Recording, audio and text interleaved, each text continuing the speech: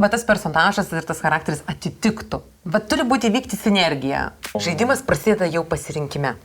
Jau karnavalo pats visas emocija prasideda, kai žmogus renkas. Ta chemija vyksta ir dažniausiai būna toksai vienas geras požymis. Žmogus pradeda šypsotis, jo akis pradeda žybėti. Viską suprantu?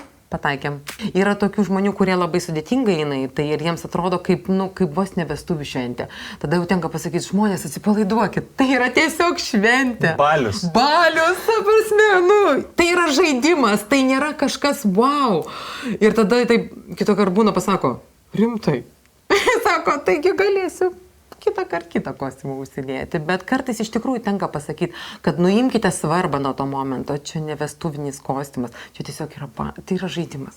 Tai yra linksmas laikas, aš norėčiau, kad žmonės į tai žiūrėtų kaip į kažkokią tai magišką momentą, kuriame vyksta žaidimas, vidinis vaikas žaidžia, nes čia yra iš tikrųjų pažadinti vidinį vaiką, nebijoti žaisti, nebijoti pasikeisti, transformacijos, va čia yra išlaisvinti kažkokią savo esatį, kažkokią savo kaukę vidinę išskleisti, va čia yra grožis visame tame. Man reikia žinoti, ką žmogui pasiūlyti, nes jeigu jisai su vienu kostiumu įvažiuos į kaimo turizmą, tai ir atrodys vienai, bet jeigu jis to kostiumo eis į kokį restoraną, tai atrodys visai kitaip. Dėl to visada yra daug techninių klausimų, kad būtų galima apspręsti, ką geriausiai žmogui pasiūlyti. Čia pat sutaupau jam laiko, energijos ir jis išeina laimingas ir patenkintas be galvos skausmo. Taip, tai yra teminių kostiumų nuoma. Ir esu sertifikuotas su diplomu teatro kino grimo dizaineris. Aš ieškau dar naujų momentų, su naujom tendencijom, su naujų požiūriu, nes jaunimas jie ateina vis dėlto su kažkokiu kitu polikiu. Ir tiesiog atrandam ir toliau ieškom, kaip dar galima visą šitą įdarbinti, dirbti naujai. Inga, kam ir kokią problemą sprendi? Aš sprendžiu labai rimtą laiko klausimo problemą, kad žmogui nereikėtų niekur bėgioti, ieškoti atskiruose taškuose. Aš išsprendžiu žmogui čia pat vietoj surinkti kostiumą į kažkokį tai jo projektą, jo vakarėlį, čia pat sutaupau jam laiko, energijos ir jis išeina laimingas ir patenkintas be galvos skausmo. Tai teminių kostiumų nuoma. Taip, tai yra teminių kostiumų nuoma. Kodėl šitoj temoje esi? Matyt, dėl to, kad jau nuo vaikystės aš vis kažką darydavau, siuvinėdavau. Dėl to, kad daugiau nei prieš 20 metų aš įstojau į teatro kino grimo specialybę ir esu sertifikuotas su diplomu teatro kino grimo dizaineris. Ir jau nuo tada aš iš tikrųjų pradėjau viską ruošti, daryti, nes būdavo daug fotosesijų, kurias reikėdavo pristatyti savo darbus. Ir nuo ten viskas nuo mano studijų laikų ir prasidėjo, visa šita mano kelionė šitame versle. Kokių yra mitų ar įsitikinimų apie teminius kostiumus? Galbūt žmonės galėtų pasinaudoti tokią paslaugą, bet ar nesugalvoja, ar nepagalvoja? Jie nepagalvoja, kad tai galima išsinuomoti. Man čia yra iš vis keista, kad taip yra įmanoma, bet yra taip, jie sakydavo, niekad nepagalvoju. Jie visada galvoja, kad galima tik nusipirkti. Kitas yra toks ir mitas, ir sakyčiau, psichologinis daugiau toksai barjeras, kad žmonėms iš karto teminis vakarėlis, karnavalas ir jie taip, o ne, ir jie iš karto jau pasistato tokį savo psichologinį barjerą, nebandydami įeiti tiesiog kaip į žaidimą. Jie iš to daro didelį, problemą. Į žaidimą ką turi minti? Pačiame pasirinkime ar to vakarėlio metu jau su kostiumu? Žaidimas prasideda jau pasirinkime. Jau karnavalo pats visas emocija prasideda, kai žmogus renkas. Jau jis įsivažiuoja, jau tada pradeda kilti žmogui, bet dabar aš noriu vakarėlį. Bet čia prasideda viskas. O tai geriau vienam eiti ar su kompanija rinktis kostiumu? Ir taip, jeigu daro siurprizą, eina vienas, jeigu ateina kompanijom, tai tenais vyksta visas veiksmas, tada jau visi juokiasi, kvatojasi, tada vyksta truputėlį kiti procesai, bet jie lygiai taip pat yra įdomus. Bet jeigu nori daryti staigmeną, kad nematytų vieni kitų, jie ruošiasi staigmenoms, tada automatiškai žmogus eina jau vienas asmeniškai, bet jeigu ateina kolektyvais, tai ten geras laikas tikrai yra garantuotas. Tai man atrodo laukia Japonijos to laikotarpio, kai eina atsiimti diplomų, apsirengę visokiais personažais.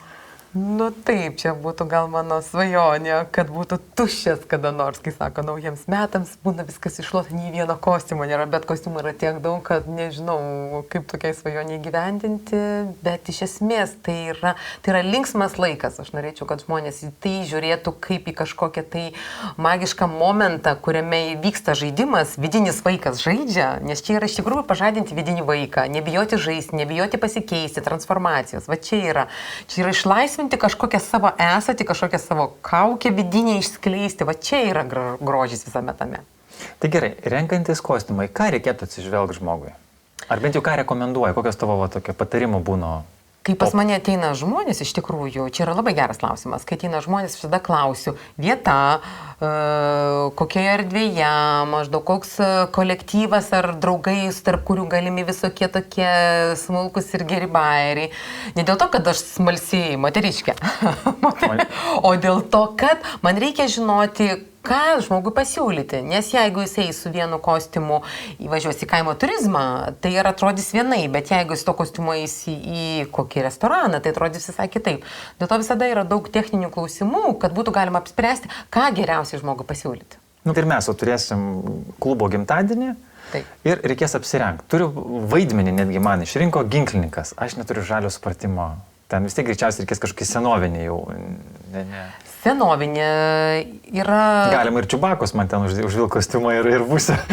Galima, bet aš visada sakau, yra žmonės, kurie, pavyzdžiui, labai prieštarauja ir jie nenori to vaidmens. Aš sakau, jūs ar žiūrėkite iš įvairių pusių, nežiūrėkite taip tiesmukai, nepatinka tas personažas, darykite to personažo priešą, bet pamėginkite jame atrasti tai, ką gali žmogus atspindėti ar užkabinti pačią mintį, nes tarkim, jeigu ginklininkas, automatiškai kažkokio tai yra labai daug ginklo, sunkumo, metalo.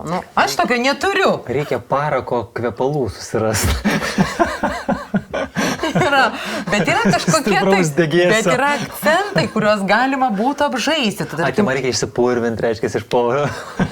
Jis nebus, svarbiausia, jis nebus pulkininkas, tai automatiškai mes nedarysime iš tavęs kažkokio, tokio. Tu esi generolas. Tu ne generolas, tu esi paprastas toksai žmogelis, ginklininkas, taip, piršnės, mursnės, jis gali net būti su lininė tunika. Svarbiausia, kad būtų pora tokių, ką neša ir daro ir viskas. Esmė yra ta prasme, kad tam žmogui, bet tas personažas ir tas charakteris atitiktų. Bet turi būti vykti sinergija.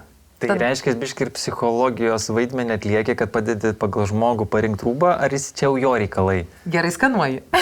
Taip, būtent taip. Iš tikrųjų vyksta toks skanavimas, ką žmogus nori. Pavyzdžiui, labai geras pavyzdys, atėjo pas mane moteris, sako, man reikia būti karalienė. Ir jinai rengėsi, aš taip žiūriu ir ta karalienė, taip, nelimpa jai. Ir mes sakom, pamėginkime ką nors kitą. Ir mes uždėjom jai čigonės tą kostiumą. Ir ten išsiskleidė tokio grožio, aistringa čigonė. Rutulį davėjai? Kokia karalienė! Iš tikrųjų, kažkokia turi įvykti sinergija tarp kostiumo ir tarp žmogaus. Bet tai turi įvykti. Ta chemija įvyksta ir dažniausiai būna toksai vienas geras požymis. Žmogus pradeda šypsotis, jo akis pradeda žibėti. Viską suprantu? Pataikėm. Kiek laiko užtrunka pasirinkti kostiumą arba aksesuarą, arba apskritai galbūt be konsultacijos užtruks gerokai ilgiau ir tai nuvargs? Tai yra labai asmeniška, bet iš tikrųjų geras, kryptingas toksai vedimas, moderavimas, jis iš tikrųjų yra reikalingas, nes ateina žmonės labai skirtingi. Vienas pateko, kad man porą kostiumų, kad nereikėtų daug rinktis. Jis iškart žino, kad sutaupyti laiką. Kitą kartą sugebi iš karto nuskanuoti ir pasakai, bet šitas jums yra gerai, užsidėkite šitą, nes tu matai pagal tam tikrus punktus ir sąlygas, kad jam tai yra geriausia. Ir iš tikrųjų pataikai, būna dažnai 50-50, kad pataikai iš pirmo karto užsideda ir žmonės tiesiog žiūri paprasčiau ir lengviau. Yra tokių žmonių, kurie labai sudėtingai eina į tai ir jiems atrodo kaip vos ne vestuvių šventė. Tada jau tenka pasakyti, žmonės atsipalaiduokit, tai yra tiesiog šventė. Balius, ta prasme, tai yra žaidimas, tai nėra kažkas wow. Ir tada taip kitą kartą būna pasako, rimtai. Sako, taigi galėsiu kitą kostiumą užsidėti. Bet kartais iš tikrųjų tenka pasakyti, kad nuimkite svarbą nuo to momento. Čia ne vestuvinis kostiumas, čia tiesiog yra žaidimas.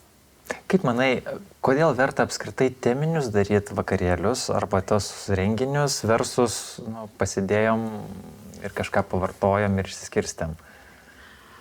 Kodėl verta?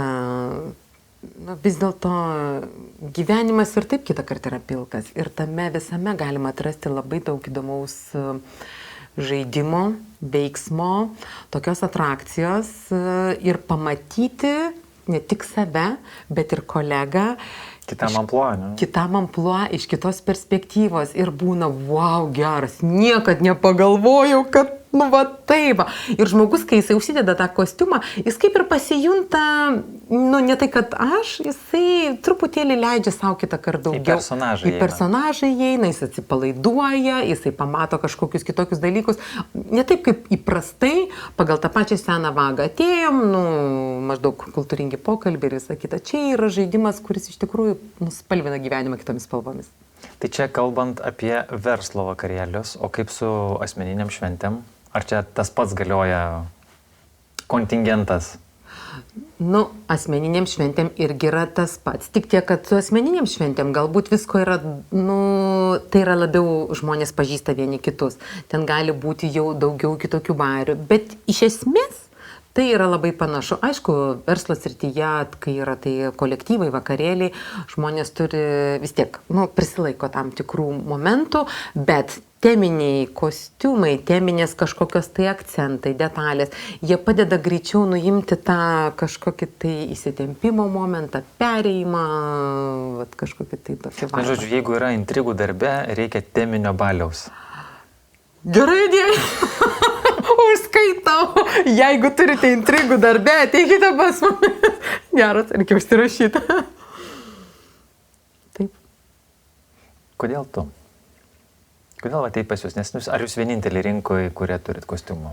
Ne, kaip ir visame versle mes nesame vieninteliai, yra skirtingi, taip kaip ir dizaineriai, kaip ir stilistai, kirpėjai, konditeriai, nu visi žmonės, kurie dar. Tiesiog matyt atrandi savo, nu, atitinkantį stilistiką žmogų. Pas mumis yra daugiau to tokio originalumo, mes jau daugiau nei 20 metų rinkoje, tos patirties yra daug, mes daug kostiumų siuvome iš tikrųjų, dekoruojame, darome, mūsų kostiumus jau tų yra. Jie skiriasi, jie turi tą originalumą, turi kitą tokį požiūrį. Iš tikrųjų, aš pats esu žmogus, kuris nuolatos kažko ieško ir man neįdomu tas pats. Ir tenka pastoviai kažką transformuoti, perdaryti, peržiūrėti, taip kaip ir dabar. Tas karnavalas, taip kaip senas jo požiūris, sena klasika karnavalo. Kaukė, ne?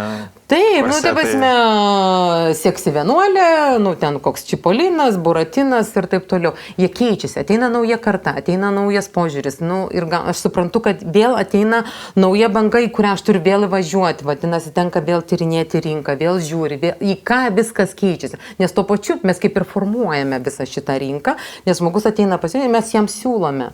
Tai dabar, pavyzdžiui, ant bangos visokių ryškių spalvų, tokių. Tai monstrų biuro pas tave personažų tikrai galima rasti.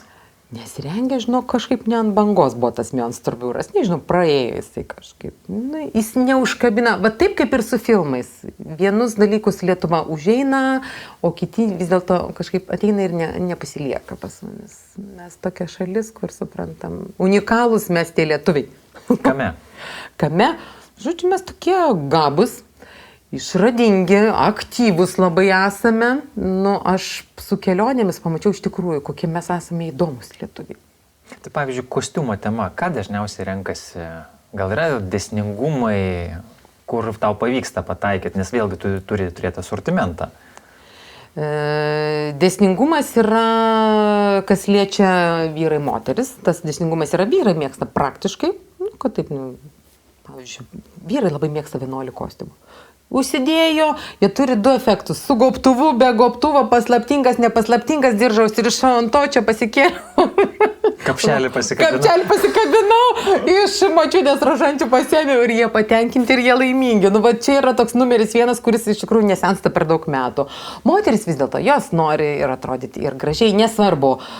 Katė, ragana ar kiaulė iš katės namų pasakos ar dar kažkas. Svarbu, graži, seksuali. Kas bebūtų, žodžiu, turi būti seksualiai ir gražiai. Pritraukiančiai. Nu, moteris, nu ką norėtų. O kaip pavyzdžiui su dydžiais, vis tiek kūno formos skirtingi, ūgiai. Man tai apskritai su rūbais yra iššūkis. Tai va čia yra ta pirminė dalis, iš tikrųjų, kur mes pradedame darbą galvodami apie klientus. Iš tikrųjų, nes mes siūdami kostiumus iš karto galvojame, per kurią vietą mes galėsime pasiaurinti greitai, nes žmogus stovi laukia, jam reikia įti vakarėlį, o mes dar jam turime patrumpinti kelnes. Per kur mes galėtumėm patrumpinti, per kur mes galėtumėm pasiaurinti, išplovus šitą ar šitą, ar mums dažys, o mes iš karto pradedame galvoti apie tvarkymą, valymą, priežiūrą ir kaip žmogui būtų patogu iš tikrųjų tame vakarėlyje būti ir galbūt transformuoti, nes tą kostiumą jis čia yra kaip Lego. Kaip drabužių Lego, mes iš tikrųjų ne taip, kad mes turime vieną personažą. Aš galiu paimti iš šito kelnes, paimti iš šito švarką ir iš šito kepurį ir aš galiu gauti iš kažkokių kitų komplektų. Peno tenais šortus, ne? Taip, tą patį kokį nors Alisą stebuklų šalyje zuikį aš galiu sulipdyti iš ten ir jį padaryti visai kitokį. Vadinasi, kiškutį padaryti. Tai vadinasi, man nereikia to vieno kiškučio turėti, man reikia tiesiog turėti vairiausių detalių, iš ko mes galėtumėm šitą visą padaryti. O koks asortimentas yra pas pačią? Skaičiavai? Daug, nuo 1000 į viršų. Tiek kostiumų? Kostiumų bus daugiau iš tikrųjų, nes ten vien marškiniai dabar dasiuvame daug marškinių, renesanso, rokoko marškinių, nes mėgsta vyrai, tu turinko, net jaunimas ateina, sako, aš su tokiais marškiniais šiaip mieste galėčiau vaikščioti. Tai mes siuvame nuolatos, kažką atnaujiname. Tai patys savo siuvimo turi. Gerai, o kiek laiko turėtų praeiti renkantis kostiumą iki vakarėlio? Nes jeigu čia ir dabar, aš kaip suprantu, gali būti iššūkis su dydžiais. Šiaip savaitė 2, tiems, kurie anksčiau ruoždavosi, dabar pasikeitus laikmečio tendencijom, iš tikrųjų labai pastebėjau, kad visi žmonės, kas liečia ir suaugusiem, ir vaikam kostiumų nuomoje, ateina visi paskutinę minutę atbėga, išdegusiam akim ir aš suprantu, kad jau tas vyksta kokie 5 metai. Anksčiau visi ruoždavosi kažkaip jau truputėlį laiko duodavo, bet ateina ir dieną prieš, ir susiranda, ir greitai padarom. Svarbiausiai tie, kurie turi tokią tiesiog stilistiką, kad iš anksto pasiruošti, jie pasiruošia. Turi kokį nors privalumą, ar tiesiog jums čia daugiau streso, kad paskutinę akimirką reikia ten daryti? Žinok, privalumų yra ir ten, ir ten. Ten privalumų yra žmogui tai, kad jisai pasiruošia. Jisai žino, kur ką, jisai dar gali pasiruošti, pagalvoti ir apie aksesuarų kažkokių savo, ką jisai turi. Nes yra tokių žmonių, kurie nori dar pagalvoti. Aišku, su moterimis būna taip, kad jos pagal kiekvieną mėnulio fazę dar keičia savo nuomonę. Tai mes dar, kaip sakoma, leidžiame kartais visą šitą padaryti. Bet tie, kurie ant greito, paskutinę minutę irgi gerai, jie per daug ilgai nesirenka. Prasme, nėra laiko tada išsiplėsti, aš pagalvosiu ir taip toliau. Jie renkasi labai konstruktyviai. Čia ir dabar. Aha, mes turime tai ir tai. Ir tai iš tikrųjų kitą kartą palengvina psichologiškai greičiau visiems mums. Ir žmogui greičiau apsispręsti, ir mums greitai mes greitai supakuojam, išleidžiame ir visi laimingi. Pavyzdžiui, dabar autentika. Senoviniai kostiumai versus futuristiniai. Kaip šitoj temoje, kaip renkiesi, kokių kostiumų turėti asortimente, nes čia vėlgi, kaip sakai, dėsningumų reikia, o iš kur tie dėsningumai ateina? Jūs tik turi kažkaip atspėti, kas bus įdomu. Žinai, per 20 metų tos visos patirties, kurią aš turėjau, aš supratau, kad daug kostiumų iš tikrųjų neteko savo kažkokio tai momento, kad jie nebėra tokie reikalingi, ką mes siuvom. Pavyzdžiui, buvo kažkada ispanų temas, labai ukrainietiškų kostiumų kolekcijos, matadorai. Jie dabar kabo, jie tokie nebeaktualūs.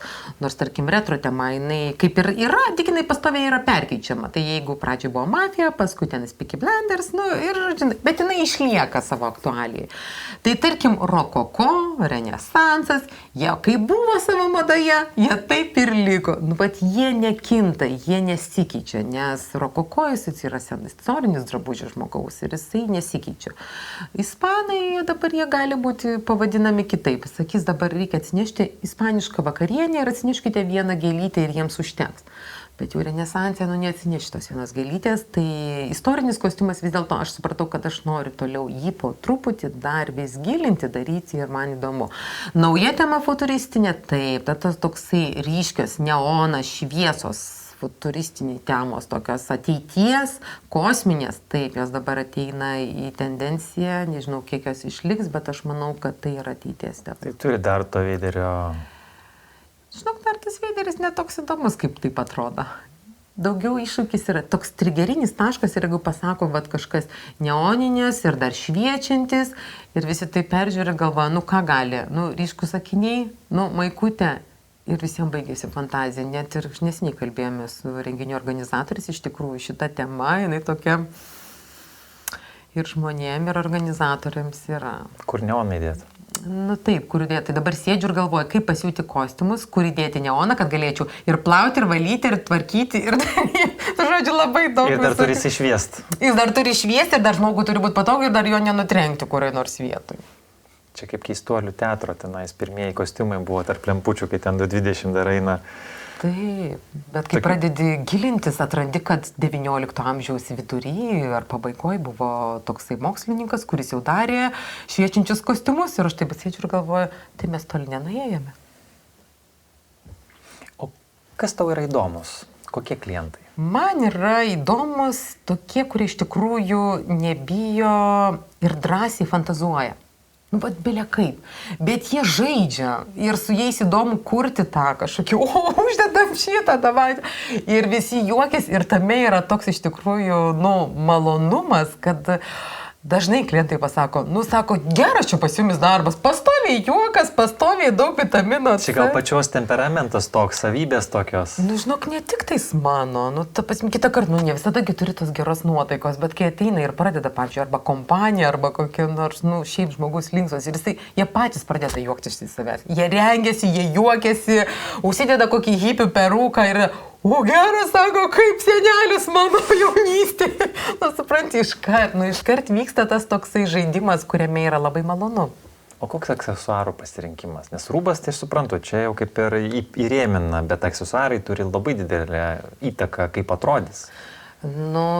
Taip, aš kaip ir sakau, fotosesijose dažnai būna toks pasakymas, kad kostiumą galima padaryti iš detalių ir aksesuarų. Nes kitą kartą, ateina renesanso kostiumas arba rokoko suknelė, o moteris trumpų kirpimo plaukų šukuosena. Į ką daryti? Ir viskas, ir niekas nesižiūri. Perukas. Vadinasi, reikia perukų, yra skrybelės, yra viskas. Ir čia yra tas žaidimas, kuris yra privalomas. Ir pirštinės, ir diržai, ir tas, ir anas. Dėžutės viena ant kitos ir sėdi ir galvoju, o dievai. O tai kaip susigaudai tarp tokio asortimento, kur kas sudėta?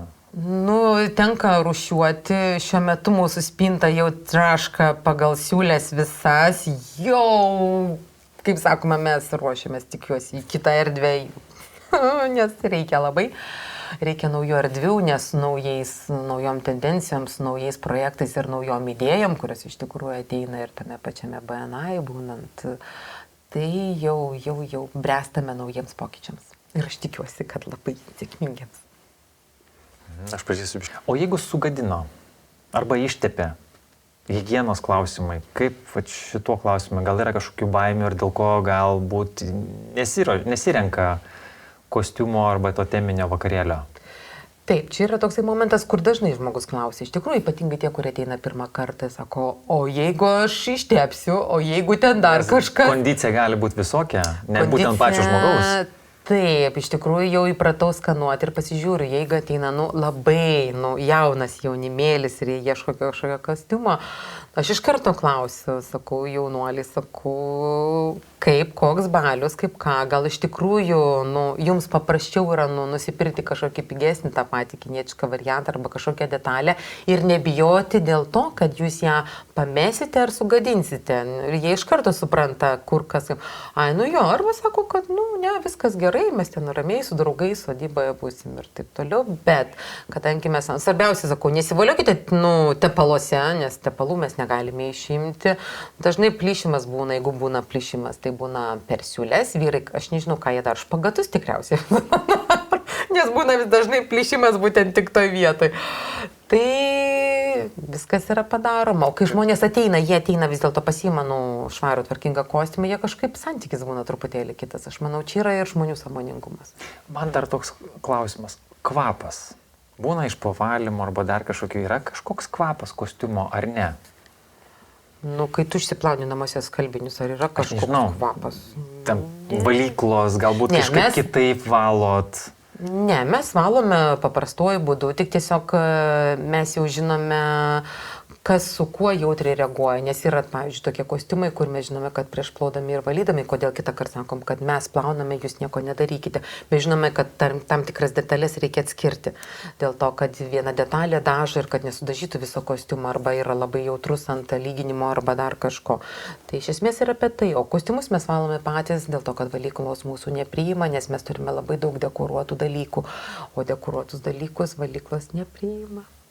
Taip, kad čia yra jau mūsų atidirbta sistema, kurią mes plauname ir tvarkome. Viskas yra gerai. Kokių turi baimių tavo klientai? Baimės. Baimės ar pataikys į temą. Ar netrodys jisai vienintelis čia toks išsipuošęs. Po to baimės. Gal sakyčiau, gal jie ateina su tom baimėm. Ir baimė, kad sugalvoja, čia gal netoksai baimė, o galvos skausmas, sakyčiau. Sugalvoja, čia kažkokiu čia reikia, kam čia to reikia ir tada. Paprašiau. Nu, tipo, džinsai, maikutė, o po to kažkaip, visai fainiai, jau po to jau tie patys vyrai, kurie jau ateina seni klientai, jau sako, jau sakau, tai jau viskas jau nebeskauda galva? Ne, tai sako, kai pasakė temą, aš iškart pas jumis atėjau. Na, aš suprantu, kad jau vadinasi tas galvos skausmas, va, tas yra išspręstas. O baimė, ką čia bijoti? Čia reikia žaidimą žaisti, švęsti, čia nėra kam baimė. Ne ta vieta. Būna renginiai ir kaip ir savaime suprantam, ar ten vakarėlis, ar kažkas, tai būna tos fotosesijos, kai yra tema, o kaip yra fotosesijos kaip pramoga? Populiarėja, ar dar reikėtų šitą temą paeskaluoti? Šita tema yra labai gera, jinai yra, sakyčiau, jinai tokia truputėlį auganti, papiški nauja, nes ateina ir žmonių, kurie dirba su terapijom ir sako, čia yra labai geras dalykas, bet tai, nes visada žmonės nori naujovių. Tas, kas buvo, atsibodo, jau noriu kitaip, norim naujai, bet iš tikrųjų pati fotosesija ne kaip galutinis produktas nuotraukos, bet kaip patyriminis. Procesas. Pats procesas, nes iš tikrųjų yra fantastiškas, kai darėme dabar neseniai visai kolektyvas, jaunas. Ir jie tiesiog su užduotim 5 minutės pasiskirstyti, 5 minutės tavo aprengti mane, tokia užduotis ir jie turi eiti tarptų visų kostiumų ieškoti. Kaip pas jūs konkrečiai vyksta. Taip. Ir jie tame visame kaifuoja ir jie pradeda kurti ir jie paskui žiūri tos rezultatus. Ir kaip yra įdomu žiūrėti, kokius jie padaro įvaizdžius. Ant galo vienas fotografas jau sako, čia nebe žmonės, čia objektai. Nes jie paima tokius kitą kartą renesanso detalę, futuristinį, sudeda į vieną krūvą ir gaunasi kažkokia tai tokia 21 amžiaus Barbora Radvilaitė, kur galvoja, pats niekada nesugalvotum. Iš tikrųjų, ne tik tais dalyvauti, bet įdomu yra stebėti tą visą vyksmą ir tai yra superinis, fantastiškas reikalas žmonių kolektyvams, draugams. Perfekt. O kiek laiko trunka? Turėtų trukti tokia patyriminė fotosesija, vadinkim, kaip sakai, su tokiu kaip ir rolių sugalvojimu. Taip, suprantu. Čia pradėkime jau nuo 2 valandų. Tai gali būti tarp 2 ir 4, nes jeigu, tarkim, tai yra 3-4 žmonės, tai yra vienas reikalas, bet vis tiek nori visi pereiti tuos kelis persikūnimo momentus ir iš tikrųjų vis tiek gaunasi 3 valandos vidurkis tikrai gaunasi. Tai praktiškai rezervuoji visą studiją tik tais labai ribotam kiekiui žmonių. Taip. O koks maksimalus galėtų būti žmonių pas jūs šiuose patalpose, kol neišsikelsit? Kol neišsikelsim dabar, kur mes turime laikinoj vietoje įsikūrę studiją, tai darėm, kiek mūsų buvo, 4-5 žmonės. Bet noris, iš tikrųjų, tai yra toks fantastiškas nuotykis. Aš žiūrėjau iš šono ir aš taip gražiai stebėjausi ir galvoju, wow, bet čia mano klientam tikrai turėtų patikti. O ten reikia vedimo šitam žaidimui? Moderavimo pradžio reikia, po to jau visi gauna tokį gazą, tokį greitį, kad jau tenka tik stabdyti jau. Taip pati moderuotum, ar čia jau reikėtų jiem patiems susiorganizuoti? Čia kaip sakoma, čia jau kaip klientas nori, aišku, aš galiu pamoderuoti, nes mano yra patirtis. Bet kurie kaprizai už jūsų pinigus, taip.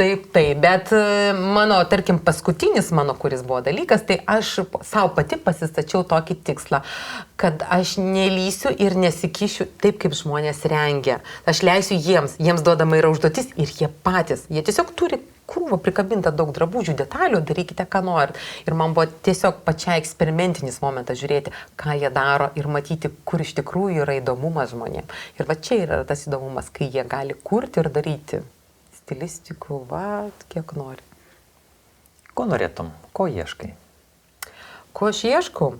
Iš tikrųjų, aš ieškočiau tokių sinergijų žmonių, kolektyvų, kažko naujo, tokio naujumo tame visame versle, nes iš tikrųjų tame visame senose rogėse yra saugu važiuoti, bet iki tam tikro laiko. Aš ieškau. Čia kas tokie tie žmonės?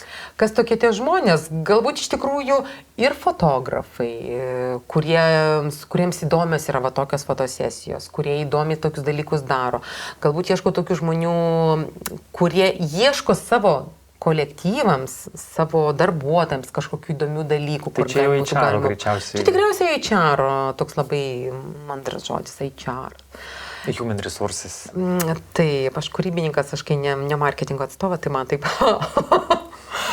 Toliau iš tikrųjų žmonių, kurie dirba su kūrybiniais, pavyzdžiui, projektais, filmavimais įdomiais, nes dabargi tokių influencerių, kūrėjų, tokių mažų kūrenčių dalykų iš tikrųjų irgi yra labai daug. Tai aš tiesiog ieškau tokių sinerginių dalykų, per kur būtų galima kažką kurti naujai ir daryti, įeiti net į trumpus, įdomius projektus.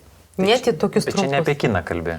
Ne, kinas irgi būtų įdomu. Aš daug metų kaip ir visada vengiau. Dažniausiai klientai manęs klausia, jūs iš kino ar iš teatro, iš kur jūs pasiėmėte kostiumų? Ne, sako, mes daug ką siūvom, darėm patys, pirkom, nieko neapiplėšėm, nieko nenurengėm.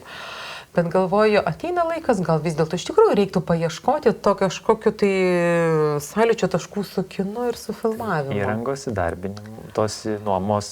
Taip, kostiumus, nes iš tikrųjų aš turiu didžiulį įrankį, turiu didžiulę krūvą kostiumų. Dabar aš ieškau, kaip dar be karnavalų, be to gimtadienio ar Helovyno, kaip dar galima įdarbinti va tuos kostiumus. Aš ieškau dar naujų momentų, su naujom tendencijom, su naujų požiūrių, nes jaunimas jie ateina vis dėlto su kažkokiu kitu polėkiu. Ir tiesiog atrandam ir toliau ieškom, kaip dar galima visą šitą įdarbinti, dirbti naujai. Jau man nieko nereikia pridurti. Reikia gero vaibo, gerai atrodyti, įdomiai atrodyti, susikurti gerą nuotaiką savo ir kitiem. Inga, jos kontaktai yra po šio video, jeigu turėsit klausimų, galite ir manęs paklausti, mielai suvesiu. Skambinti, rašyti. Tai ačiū tau labai. Ačiū tau, kad pakvietei. Super. Kaip jauties? Labai gerai, klausyk, taip galėčiau dar šnekėti porą valandų. Sakom, atsidarė skarinutės. Pradžių visada būna baisu, o po to būna viskas. Tik aš tau pristatinėjau, tik aš taip ir sakiau, kad taip ir bus. Nu taip, bet žinai, kaip visada atrodo. Pradžių visada būna baisu, bet smagu, smalsu ir įdomu. Man visada būna įdomu podcastai.